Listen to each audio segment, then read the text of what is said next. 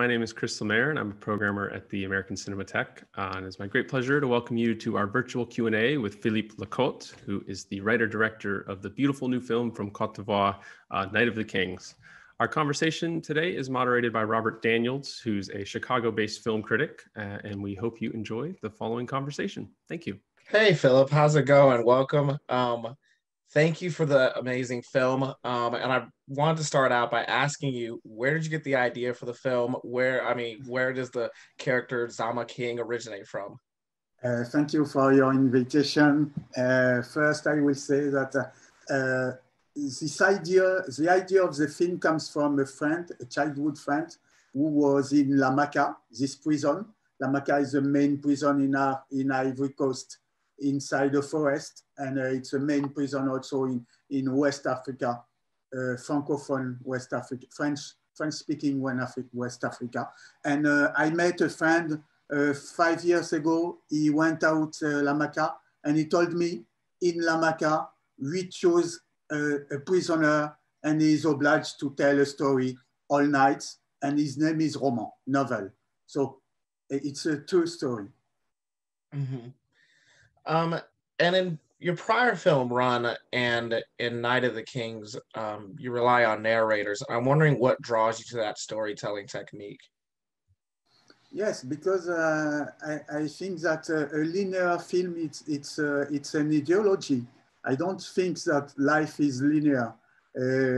For me, life doesn't go at one point to another point. So I like to go inside the memory or the spirit of my characters, and this voiceover, using a voiceover or using the voice of a narrator is a way for me to be more near my character. Mm-hmm, mm-hmm. And Roman storytelling, the choreography of the Greek chorus and the dancers, it's so theatrical, but it's not filmed theatrically. It's very immersive. What was your thought process in capturing those scenes? This process, we worked like a documentary. We worked like a documentary. First, I will say that we spent 2 years for a cast in Abidjan, in populous area in Abidjan. And after these 2 years, we selected 40 young people, martial arts fighters, singers, dancers, young actors or non-actors. And we made a workshop during 2 months. And during this workshop, we found all these gestures, all these movements around the story of Roman. Mm-hmm. And in your previous film run, Abdul Karim Kanat starred, and Bakary Kone, and this is his debut. And I'm wondering, you're talking about like the large casting process. What draws you to these like fresh faces, and what's your work process with very young actors? I will say that cinema is very new. Cinema industry is very new in Ivory Coast, so we are very free to make what we want. And I like it. So there's not bankable actors. So we are free to go to search, to find new faces, new actors. And Bakary Kone, he came in a cast in a popular area where Zama King, the real character of Zama King, lived before. Mm-hmm. And he came, he said a poetry during 1 minute. He said, okay, I can say poetry. And I say, okay, yes, both. Yeah. I was not very convinced. I said, okay, bye-bye. And he went out, and 2 minutes later, the casting director goes to take him and say, no, you can stay. We want to try again, something. And finally, he was the main actor. Mm-hmm. And while you were working with him, was it just rehearsal? How much communication do you have with actors on set? I spent a lot of time with my actors, and for example, Bakary Koné, during the shooting, we were in the same house. It's very close. Because I didn't want that. I didn't want people disturb him, because there was a lot of young actors, and I wanted to separate him from this group. And I chose Bakary Koné because it was very simple for me to discuss with him, to give my feeling. Mm-hmm. Yeah. And you like I said, you mentioned that this is a large set of actors, and in this film there's so much staging and there's so much blocking, and I'm wondering, how did you kind of manage that, this large set, especially with the choreography? It was funny. It was very funny. Yeah, because for a long time I wanted to, in Night of the King, I wanted to deal with a lot of extras and a lot of actors. It was my challenge, my personal challenge, to tell this story in a prison and to have not 500, not 50 persons, but to have 300 persons and to have a real energy. So it was a real challenge, because the cell was very hot. The cell was very hot, and it was very difficult to think, to have a clear idea inside this group. But there was also a very creative energy, an amazing energy on the set. Mm-hmm. Yeah. So do you think that the conditions that you filmed in helped? Yeah, and yes, it helped us, and we worked. I want to say also that we worked with 25% of our extras were former prisoners. Mm-hmm. So they brought a sort of a real authenticity. Mm-hmm. Yeah, during the shooting. And I'm wondering, where did you shoot to capture those prison conditions? Did you shoot in an actual prison, or? No, we shot at the beginning. We are outside the prison, and we shot near the real prison. But after, it was not possible, and it was not our goal to shoot in the real prison, because it was too much difficult. So it's a set. We rebuilt this prison, another prison, but near La Maca, in the spirit of La Maca, with some details who are very important in La Maca. And we made it in near Abidjan, Grand Bassam. It's a colonial. It's the first capital of Ivory Coast, a colonial city. So we took 2 buildings, and we mixed these 2 buildings to make these prisons. Mm-hmm. And usually, and from what I've watched, usually films set in jails are kind of morality plays. They're about prison conditions in the prison industrial complex, but that's not really what Night of the Kings is about. I was wondering, what was the intent on kind of making it into this, mystifying story, rather than maybe something that was, socio-political? Yeah, usually when I like film of prison. It's a genre, and I like this genre. It's for this also I made Night of the Kings. But usually prison films said all prisoners are bad guys, or prisoners are good guys. Mm-hmm. Yeah, and it was not my goal in this film. It was not to say this character is a criminal. He will spend 10 years. It was not my goal. My goal was to show the society of prisoners. Yeah, as a complete society, with this code, with these laws, and with this mystical, with these beliefs. Mm-hmm. Yeah, and with this language, everything. Yeah, I think this is one of the very few prison films where you actually don't find out what everyone's in jail for. Like, you don't find out anyone's actual crimes. And so, something else I was wondering about, there's this use of documentary footage with Laurent Bargot, his arrest, and in a film that bends fictional and mysticism and folklore, using documentary footage, for lack of a better term, kind of feels like a static historical entry point. I'm wondering what your thought process was behind including documentary elements. Yeah, but for me, it's the same material. There is no difference between legend, documentary, archives.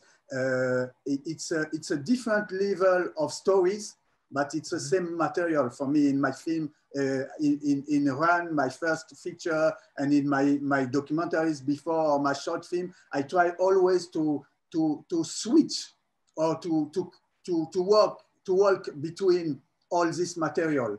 And in my film, I try to speak about the history of my country, the recent history, and the arrestation of Laurent Gbagbo, ex-president, in 2011 is a big date in our history.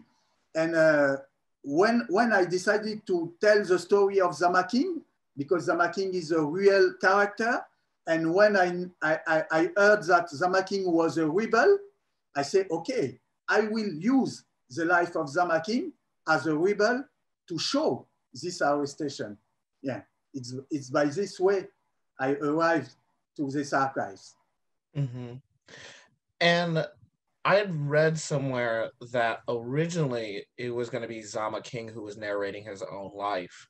And I'm wondering why, if that's correct, and why you made that switch into it being kind of a third-party narrator. Yeah, there was a different version.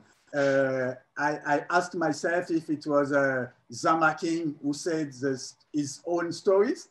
But finally, I decided that it was too much complicated, and I wanted to make a distinction between the narrator and the story with tell.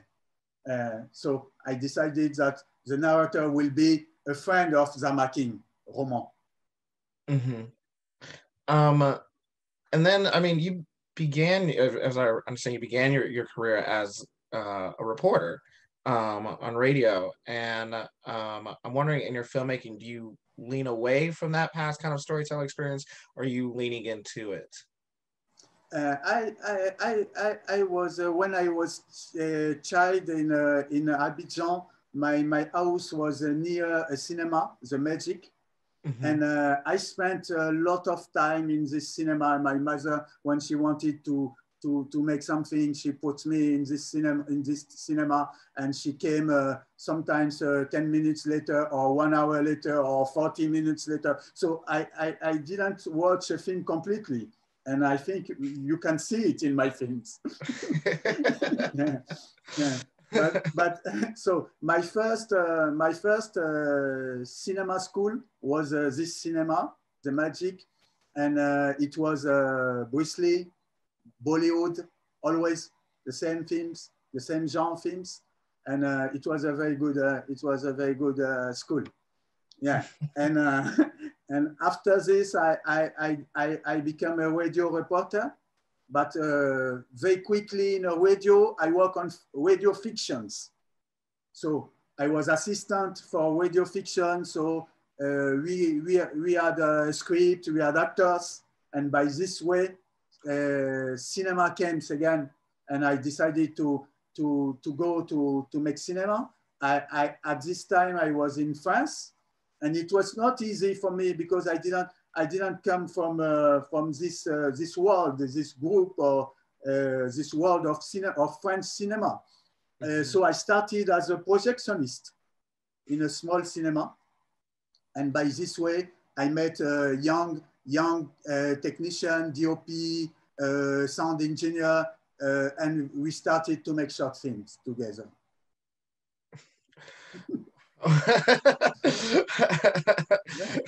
I always love how every filmmaker, their path to film is always so unique. Not, not every filmmaker, I think, goes through film school. And you'd mentioned your mother earlier, and I'm wondering, I think before I'd read that this film was also in some way connected to her too. I was wondering if you could explain that more. Yeah, I said at the beginning that this idea of Night of the Kings came from a childhood friend who was in Lamaka, but I decided also to make this film because I have a special connection with this prison, because when I was child, my mother was in Lamaka during 1 year for political reason, and I travel each week, 1 day by week, to go to see my mother in a collective taxi inside this forest. And Lamaka is a very open prison. So visitors, even you are a visitor or even you are a child, you can meet prisoners. It's a very open place. So I was near these prisoners. It was possible to discuss with them, or they discuss with me, or you come with a bread, and one guy takes the bread and eat it in front of you. Some situation like this, and I kept a very strong image of this prison as a child. It was for me, it was like a kingdom with queens. Because there was women, kings, and lackeys. It was a sort of kingdom for me. Mm-hmm. And talk about kings and queens. The element one of the elements I'm most interested in is the queen element, this folklore element that's in this, and I'm wondering, is that based on actual African folklore, or was that something that, I'm wondering what inspirations you drew on for that? Yeah, I tried to. I was very free in this film because my main character Roman tried to tell a story to survive. So he used all possibilities, even if it's phantasmatic, it's extravagant. He use it, but the story of the queen. When Roman speaks about the story of the queen, and we see in flashback the queen, it's connected with the tradition of Africa, the tradition of my country in West Africa, because in Ivory Coast, for example, 15% of the population, Akan group, Akan, they come from Ghana, from Ashanti, and their legend is that they come with a queen, and this queen was obliged to put a baby in the water, and by this way, animals made a bridge, and they arrive in Ivory Coast. So for us, it's not a legend. It's a historical event. Yeah, because in my culture in Ivory Coast, we don't make the difference really between visible world, invisible world, realistic element, magic element, dead people, alive people. The border is very fine. Mm-hmm.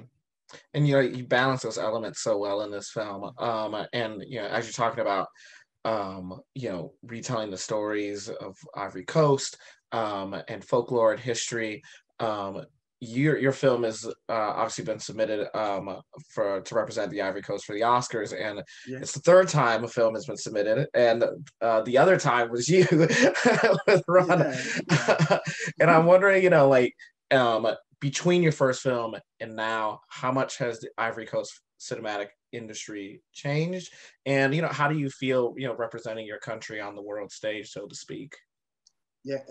When I made Run, it was in 2013. When I shot Run, it was 2013, and it was after 10 years of a big political crisis. So cinema was, I would say, cinema industry was dead at this moment. And when I shot Run, there was 10 years without a feature film. But after this, between Run and Night of the Kings, I will say that there was a lot of young people, but they work more in series for TV because maybe it's more easy to find money, to find a budget. And so there's a lot of young directors, 5, 6, 7, who works now in Ivory Coast and who are very talented. So it's a beginning of something. Mm-hmm. And about Oscars, I'm very happy because it's time for Africa to tell our stories, to share our stories. When you see what's happened today in the world, in America, also in US also, and in Africa, I think that African culture, Black culture must take its place in the universal story. We want to participate. We want to bring our stories. Mm-hmm. Totally agree. And I'm going to throw it to some of the questions I've been building up in the chat. So someone asked, what inspired you to directly reference City of God in the film? City of God, first, I like this film. And this film is a sort of legend in Abidjan because Zama King was a gang leader, a real gang leader of a gang we call Microbes. And Microbes, the name comes from City of God. Young people in Abidjan, when they watch this film, they decided to make like City of God with no distance. With no distance. But they say, okay, we are Microbes because this word is said for young gang in City of God. So they took this name and they become criminal by this way. So cinema has a big influence for young people in Ivory Coast. Mm-hmm. And one of the elements that I love, and I'm glad that someone asked about it, is the costume design. And the costume design wildly changes between each story, whether it's in the past or the present. And they were just wondering, what they want to know more about the costume design that we see on screen. Custom design, the customer, her name is Anna Sjödin. She's from Sweden and France. She lives in France, but she's Swedish and she's not African. She was, I worked with her 10 years ago now. And I will say that she has a real feeling to understand African culture, to find the beauty in African customs. Yeah. Mm-hmm. And it's also for me a tribute to this culture, this African culture. Mm-hmm. And someone wanted to know more about how it was working with Rio former prisoners. How did you cast them? What sort of direction did you give them? I'm a director who is very involved in his films because in Ivory Coast I'm a part of the production, and I don't separate really how to what I will shoot and how to find what I will shoot. So I was a part of this cast. We went to Fumoir. In Abidjan we call it Fumoir. It's a place where people they take drugs, they take crack. And in this fumoir, we found these ex-prisoners because they were prisoners because they are addicts, because they stole something, because they want drugs. So we want to make our cast in this fumoir, and by this way we found all these former prisoners. And it was very important for us because they were our advisor in the shooting. Because sometimes, for example, I shot the cell of Blackbird at night, and I put a ventilator, and one extra ex former prisoner came to say came to me and he said, in Lamaka, we don't put ventilator at night because of the forest. It's very fresh. Yeah, so it was like this. So we worked together. We worked together, but it was not easy to manage all this group because of crack. Mm-hmm. And how did you develop? Someone asked, how did you develop the role of Blackbeard? Blackbeard is also inspired by a real character, Yakulishinwa. Yakulishinwa was a prisoner. He's dead now in Lamaka. He was a prisoner, and he was the chief of the prison. And you can watch on Vimeo. You will find, or YouTube, you will find the birthday of Yakulishinwa in Lamaka with 20 dancers, young girls, and he has a new phone, and he throw money like this, and the director of the prison is present to say happy birthday to Yakulishinwa. So it's a reality of my country, and I wanted to use this reality to build a chief of this prison, but with my imagination, I put this law that the chief must kill himself. It's not real. So I use real elements, imaginary elements, and mix it. Mm-hmm. And someone's mentioning that you had talked about a 2-month workshop process with the actors, and they were wondering, how did the screenplay evolve during this process? The screenplay, the script. Yes. The script. It was 2 years. I started in Torino Film Lab in Italy. It's a famous lab for directors. But at this moment, it was difficult for me because at this time I made a series about slavery for TV. So it was not possible for me to write. so I was the bad student of this group, and I use this time to check my ideas. For example, I always asked, is it the story of Roman or is it the story of Zamakin? What do you think? So it was a kind of laboratory for me. And after this, when I finished this series about slavery, I took 3 months, 4 months to have a first version. And the challenge in this writing of Night of the Kings, it was because we have a story at one place in one night. So it was difficult to have a continuity by time. And the continuity only come by space when you move. So it was a different way of writing. Mm-hmm. Mm-hmm. And someone asked, would you continue with another part to this film? It feels like they're asking, would you do like a sequel? Because it looks as though you could continue with the ending.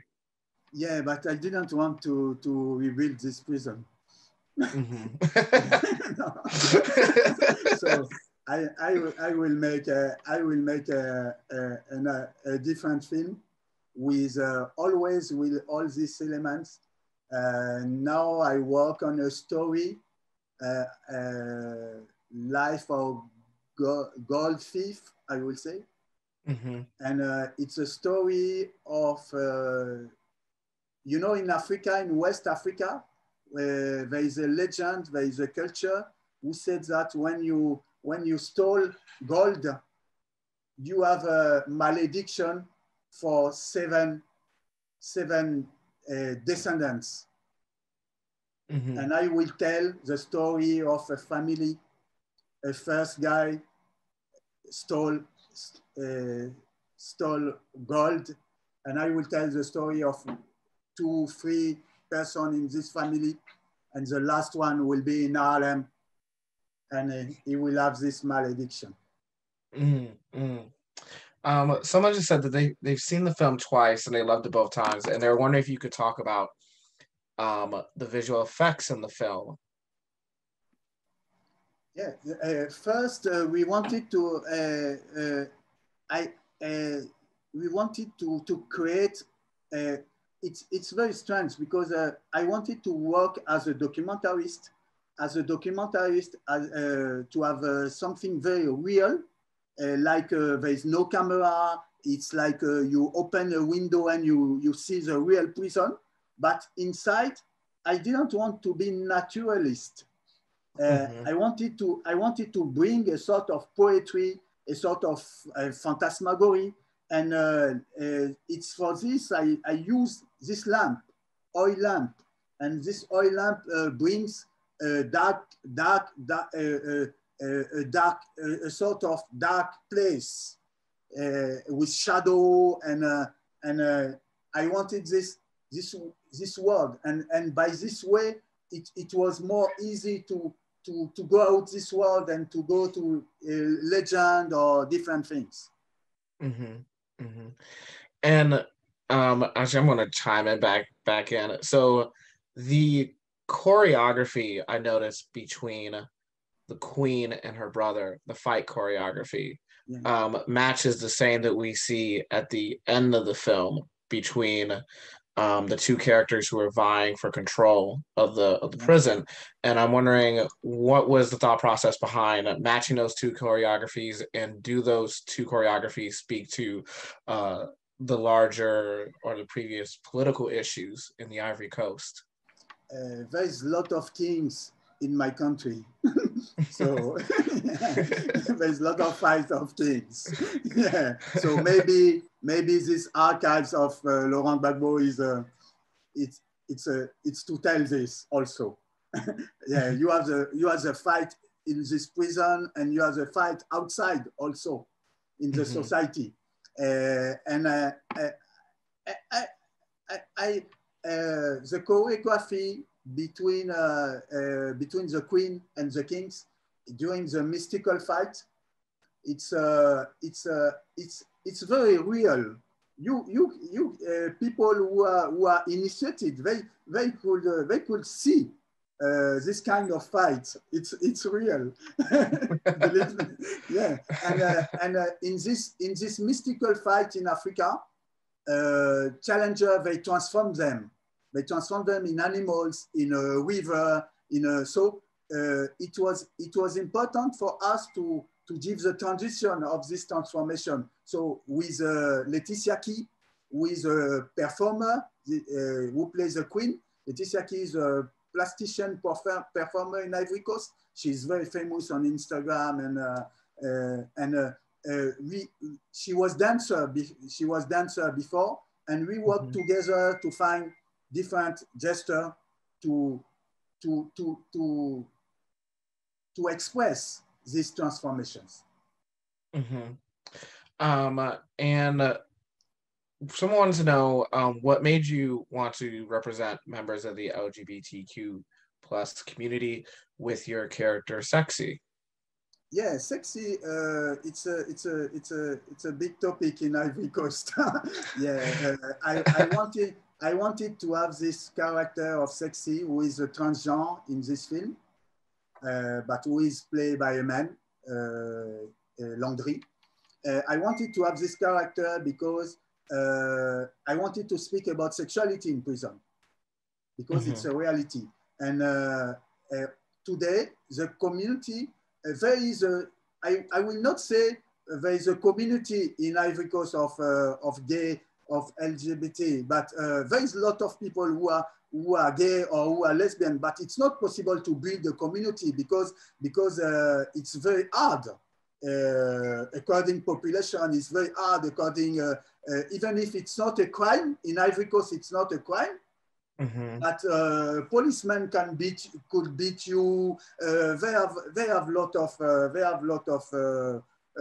problems in the street and everywhere. So I wanted to say that this community exists in Ivory Coast, and we want to say that it exists. It means that you need to show them. So I wanted to show a character, and finally I used the character of Sexy because I didn't want to make a masculine film.